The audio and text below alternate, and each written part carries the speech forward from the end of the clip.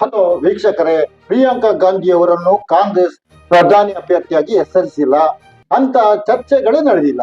ಡಿ.ಕೆ. ಶಿವಕುಮಾರ್ ಬಹಳ ಸ್ಪಷ್ಟವಾಗಿ ಇವೆಲ್ಲವೂ ಮಾಧ್ಯಮಗಳ ಸೃಷ್ಟಿ, ಊಹೆಗಳು, ಕಟ್ಟುಕತೆಗಳು ಎಂದು ಸ್ಪಷ್ಟಪಡಿಸಿದ್ದಾರೆ. ಇಂಥದ್ಯಾವುದೂ ನಂಗೆ ಗೊತ್ತೇ ಇಲ್ಲ ಎಂದು ಹೇಳಿದ್ದಾರೆ.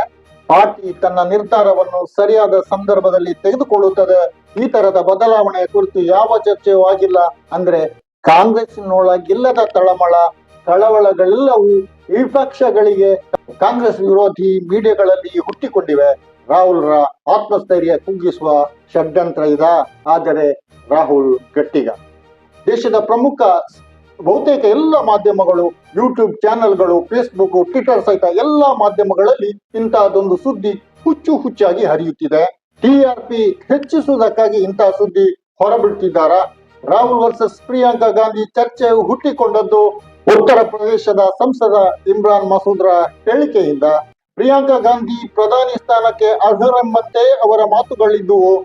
ಪ್ರಧಾನಿ ಮೋದಿಯವರನ್ನು ಅಸಮರ್ಥರು ಎಂದು ಬಿಂಬಿಸುವುದಕ್ಕೆ ಇಂದಿರಾ ಗಾಂಧಿಯಂತೆ ಈ ಪ್ರಿಯಾಂಕಾ ಗಾಂಧಿ ಕೂಡ ಇದ್ದಾರೆ ಎಂದು ಇಮ್ರಾನ್ ಮಸೂದ್ ಹೋಲಿಕೆ ಮಾಡಿದ್ರು.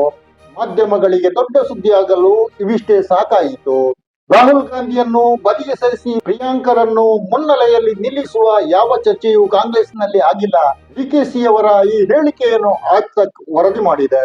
ರಾಹುಲ್ ಗಾಂಧಿ ಪ್ರಧಾನಿಯಾಗುವುದನ್ನು ನೋಡುವುದು ಅವರ ಏಕೈಕ ಗುರಿಯಾಗಿದೆ. ನನ್ನ ನಾಯಕರು ವಿಪಕ್ಷ ನಾಯಕ ರಾಹುಲ್ ಗಾಂಧಿ ಮತ್ತು ಕಾಂಗ್ರೆಸ್ ಅಧ್ಯಕ್ಷ ಮಲ್ಲಿಕಾರ್ಜುನ ಖರ್ಗೆ ಆಗಿದ್ದಾರೆ ಎಂದು ಡಿಕೆಶಿ ಮಾಧ್ಯಮಗಳಿಗೆ ತಿಳಿಸಿದ್ದಾರೆ. ಬಿಹಾರದ ಚುನಾವಣೆಯ ಸೋಲಿನ ನಂತರ ಕಾಂಗ್ರೆಸ್ನ ನೇತೃತ್ವ ಬದಲಾವಣೆಯ ಚರ್ಚೆ ನಡೆಯುತ್ತಿದೆ ಎಂದು ಮಾಧ್ಯಮಗಳು ಬಿಂಬಿಸುತ್ತಿವೆ. ರಾಹುಲ್ರನ್ನು ತೆಗೆಯುತ್ತಾರೆ, ರಾಹುಲ್ರ ಸ್ಥಾನ ಹೋಗ್ತದೆ, ಪ್ರಿಯಾಂಕರನ್ನು ತರುತ್ತಾರೆ. ಇವೆಲ್ಲವೂ ಚರ್ಚೆಯಲ್ಲಿರುವ ಕೆಲವು ಸುದ್ದಿಗಳು. ರಾಹುಲ್ ಗಾಂಧಿ ಸಂಪೂರ್ಣ ವಿಫಲ ವ್ಯಕ್ತಿ ಎಂದು ಕಾಂಗ್ರೆಸ್ನೊಳಗೆ ಕೂಗು ಎದ್ದಿದೆ ಎಂದು ಬಿಂಬಿಸಲಾಗುತ್ತಿರುವುದಾದರೂ ಯಾಕೆ? ಇಮ್ರಾನ್ ಮಸೂದ್ರ ಒಂದು ಹೇಳಿಕೆಯನ್ನು ತಿರುಚಿಬಿಟ್ಟು ತಮ್ಮ ಕಿಸೆಗಟ್ಟಿ ಮಾಡುವ ಇಂತಹ ಮಾಧ್ಯಮಗಾರಿಕೆಗಳು ದೇಶದ ಭವಿಷ್ಯದ ದೃಷ್ಟಿಯಲ್ಲಿ ಉತ್ತಮ ಅಲ್ಲ. ಬಹುಶಃ ರಾಹುಲ್ ಗಾಂಧಿ ಇತ್ತಿತ್ತಲಾಗಿ ಮಾಧ್ಯಮಗಳನ್ನು ಕೂಡ ಜೋರು ಮಾಡುತ್ತಿರುವುದು ರಾಹುಲ್ ವರ್ಸಸ್ ಪ್ರಿಯಾಂಕಾ ಊಹಾಪೋಹ ಹರಡುವುದಕ್ಕೆ ಕಾರಣವೂ ಆಗಿರಬಹುದು. ಮಾಧ್ಯಮಗಳಿಗೆ ಸರ್ಕಾರದ ವೈಫಲ್ಯದ ಎಷ್ಟೋ ಇಶ್ಯೂಗಳನ್ನು ರಾಹುಲ್ ತೆಗೆದುಕೊಟ್ರು ಅವು ಒಂದು ಇಶ್ಯೂವನ್ನು ಕೂಡ ಎತ್ತಿಕೊಂಡು ಸರ್ಕಾರವನ್ನು ಪ್ರಶ್ನಿಸಿದ್ದೇ ಇಲ್ಲ, ಚರ್ಚಿಸುವುದಿಲ್ಲ.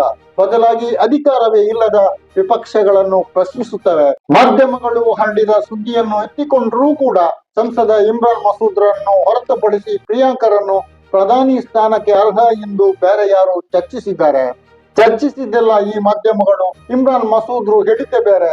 ಪ್ರಿಯಾಂಕಾ ಗಾಂಧಿ ಪ್ರಧಾನಿ ಆಗಿರ್ತಿದ್ರೆ ಬಾಂಗ್ಲಾದೇಶಕ್ಕೆ ಸರಿಯಾದ ಪಾಠ ಕಲಿಸುತ್ತಿದ್ರು ಎಂದಾಗಿದೆ. ಪ್ರಿಯಾಂಕಾ ಇಂದಿರಾ ಗಾಂಧಿಯವರ ತರ ಇದ್ದಾರೆ ಎಂದು ಅವರು ಹೇಳಿದ್ದು. ರಾಹುಲ್ ಗಾಂಧಿ ಇಲ್ಲಿ ಎಲ್ಲಿ ಬಂದ್ರು? ರಾಹುಲ್ ವಿಪಕ್ಷ ನಾಯಕ, ಪ್ರಧಾನಿ ಅಲ್ವೇ ಅಲ್ಲ. ರಾಹುಲ್ ಗಾಂಧಿಯವರನ್ನು ಪ್ರಧಾನಿ ಮಾಡಬಾರದೆಂದು ಅವರು ಹೇಳೇ ಇಲ್ಲ. ಆದರೆ ಜಿ ನ್ಯೂಸ್, ನವಭಾರತ್ ಟೈಮ್ಸ್ ನಂತ ಪ್ರಮುಖ ರಾಷ್ಟ್ರೀಯ ಮಾಧ್ಯಮಗಳು ರಾಹುಲ್ ವರ್ಸಸ್ ಪ್ರಿಯಾಂಕಾ ಎಂಬಂತೆ ಚಿತ್ರಿಸಿದವು. ಇಮ್ರಾನ್ ಮಸೂದ್ ಉತ್ತರ ಪ್ರದೇಶದ ಓರ್ವ ಸಂಸದ ಮಾತ್ರ ಆಗಿದ್ದಾರೆ.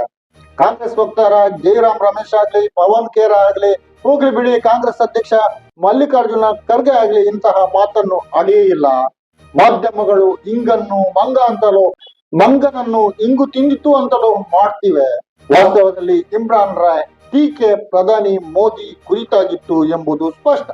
ವಿರೋಧಿ ಮಾಧ್ಯಮಗಳಿಗೂ ಗೊತ್ತಿತ್ತು ಇಮ್ರಾನ್ ಮಸೂದ್ ಪ್ರಧಾನಿ ಮೋದಿ ವಿರುದ್ಧ ಟೀಕೆ ಮಾಡುತ್ತಿದ್ದಾರೆ ಎಂದು. ಅವುಗಳಿಗೆ ಈ ಮಾತುಗಳನ್ನೆತ್ತು ಪ್ರಧಾನಿಯನ್ನು ಪ್ರಶ್ನಿಸುವಷ್ಟು ಧೈರ್ಯ ಹಿರಿಯ. ಬಿಹಾರದ ಚುನಾವಣಾ ಸೋಲು ರಾಹುಲ್ ಗಾಂಧಿಯ ವೈಫಲ್ಯ ಎಂದು ಬಿಂಬಿಸುವುದಾದರೆ ಪ್ರಿಯಾಂಕರನ್ನೇ ತೆಗೆದುಕೊಳ್ಳಿ. ಉತ್ತರ ಪ್ರದೇಶದ ಚುನಾವಣೆಯ ಉಸ್ತುವಾರಿ ಅವರಿಗಿತ್ತಲ್ಲ. ಕಾಂಗ್ರೆಸ್ ಕೂಡ ಅಲ್ಲಿ ಹೀನಾಯವಾಗಿ ಸೋತಿತ್ತು. ಯೋಗಿ ಆದಿತ್ಯನಾಥರ ಬಿಜೆಪಿ ಗೆದ್ದಿತ್ತು.